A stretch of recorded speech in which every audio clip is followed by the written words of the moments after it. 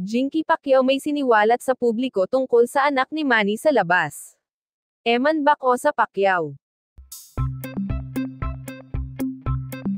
Umalangaw sa social media ang pangalan ni Jinky Pacquiao matapos siyang magsalita tungkol sa umano'y anak ni Manny Pacquiao sa labas na kinikilalang si Eman Bacosa Pacquiao.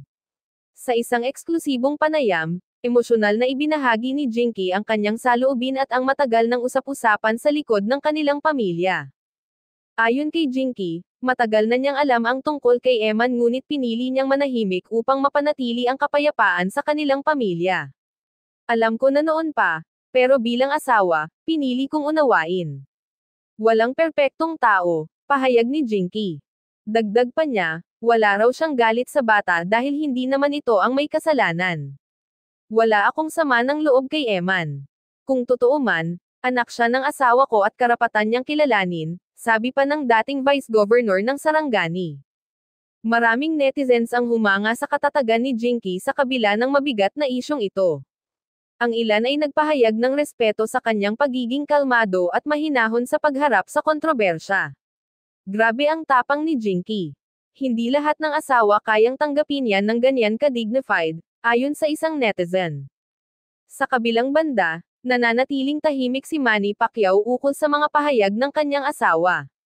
Gayunman, may mga lumalabas na larawan at impormasyon sa social media tungkol kay Eman Bacosa Pacquiao na umano'y kamukha ng dating boxing champ. Ayon sa ilang ulat, si Eman ay isang binatilyong naninirahan umano sa General Santos City at may kaugnayan daw sa pamilya Bacosa. Wala pa ring kumpirmasyon mula sa kampo ni Manny hinggil sa tunay na relasyon nila. Sa huli, sinabi ni Jinky na ayaw niyang palakihin pa ang isyu. Ang mahalaga sa akin ay mapanatili ang pagkakaisa ng pamilya. Kung may pagkukulang man, Diyos na ang baalang humusga, wika ni Jinky.